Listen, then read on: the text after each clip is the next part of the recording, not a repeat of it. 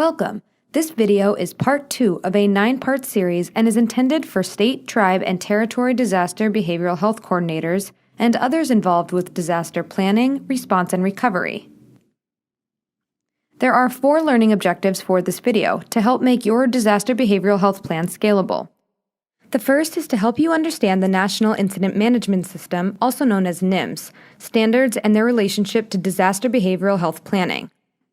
The second objective is for you to understand how to integrate your disaster behavioral health plan with your state, territory, or tribal emergency response plan. Always remember that the disaster behavioral health plan is a subset of a larger response strategy in your state, territory, or tribal area. The third is to learn approaches to planning. Planning is a dynamic process. It's always changing to be more responsive to current needs, structures, and partner coordination. And the final objective is to help you understand how to approach and provide services for at-risk and multicultural populations. To start, your plan should include a concept of operations.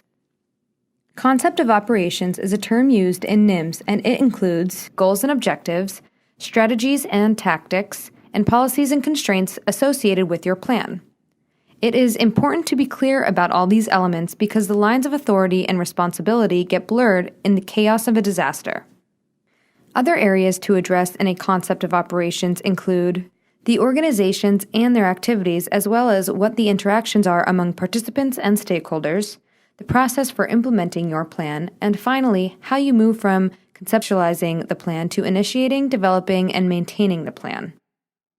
The term scalability in our context means that your plan should meet some specific criteria. It should be detailed with pre-identified action steps and strategies. It should provide a basic framework for activation and response. It should be an all-hazards plan that speaks to all types and sizes of disasters, both human-caused and natural disasters, or a combination of 2 or more disasters. The essential features of any plan are your chain of command, your lines and methods of communication, and the authorities within the plan structure. These pictures illustrate why plan scalability is important. On the left side of the screen, you see a small-scale, relatively minor disaster. On the right, you see the effects of a large-scale, major disaster. Your plan should be able to accommodate disasters at both ends of the spectrum, because the resources needed and the people who will provide them vary in different scenarios. In order to identify what needs to be scalable in your disaster plan, it is important for you to know your mandated responsibilities. This can be achieved by collaborating with leaders of the population you aim to serve. Those leaders can help address the following questions. Does the population include individuals with serious mental illnesses? Is there a large population of children? Are you responsible for individuals with substance use disorders or children and youth with serious emotional disturbances? Consider all the various facets of the population that you are serving. Your general requirements as a state mental health authority in your state constitution or through your authorizing legislation outline a responsibility you have to the general population. It is critical for you to understand the responsibilities, expectations, and interventions. When you look at how to ensure scalability, make sure your plan is interlaced and cascades from local to state to federal roles. Remember the phrase, all disasters are local. Also remember that your disaster behavioral health plan should integrate with your broader state, territory, or tribal plan. Standard operating procedures are important for scaling your disaster behavioral health plan. When you write a standard operating procedure, or SOP, it is like writing a formal procedural paper. You first want to identify what capability the SOP applies to. Is it a capability to provide counseling?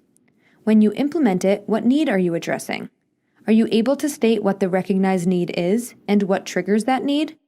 What capability is necessary to address the need? You need to think through pre-established agreements that may already be in place from the different agencies. Are they up to date or are they outdated? Then, is your SOP going to be used by strangers and volunteers who rely only on the operating procedures? What is your rationale for bringing all those people in, and how will they implement the SOP and address the recognized need?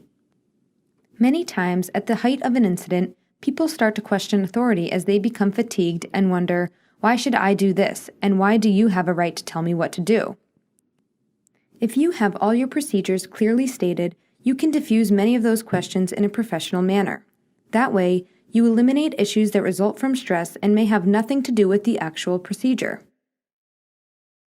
Your communication structure when you activate SOPs is very important. You need to let the other levels of the hierarchy know that you have activated a particular strategic SOP. Once you have activated them, other broad-spectrum SOPs will often activate as well. Keep in mind that you will eventually need to deactivate a response. How you phase out of a response is important and will include debriefing both your administrative and frontline staff. Essential to planning and scaling your response is understanding who the special populations are, which departments help provide services to these individuals, and what their particular needs are. The important thing is to keep people as independent as they possibly can be. When you are in multicultural areas, take time to note the various languages people speak. What are their dominant languages? Consider offering your materials in various languages and having translation teams available to assist people so that they don't struggle with communication. Finally, be sure to test the components of your plan through a local or statewide exercise to ensure the right principles are at work. A good plan is one that is scalable. Remain flexible, refine and update your plan, and you'll be in good shape. This concludes the Plan Scalability video within the Promising Practices series. Thank you for tuning in. The other videos in this series will explore each of the standards that can enhance your state disaster behavioral health plan. To view an expanded version of this video, go to www.samhsa.gov/dtac/webinars-podcasts and scroll down to the Promising Practices in Disaster Behavioral Health Planning series. Established by the Substance Abuse and Mental Health Services Administration, SAMHSA, the Disaster Technical Assistance Center, DTAC, supports SAMHSA's efforts to prepare states, territories, and tribes to deliver an effective mental health and substance use-related response to disasters.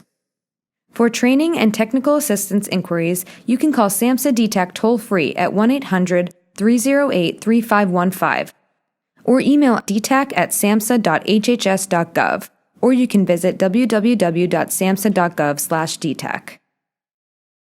Before we conclude, we'd like to give a special thanks to Dr. Tony Spire, who contributed the original content for this video.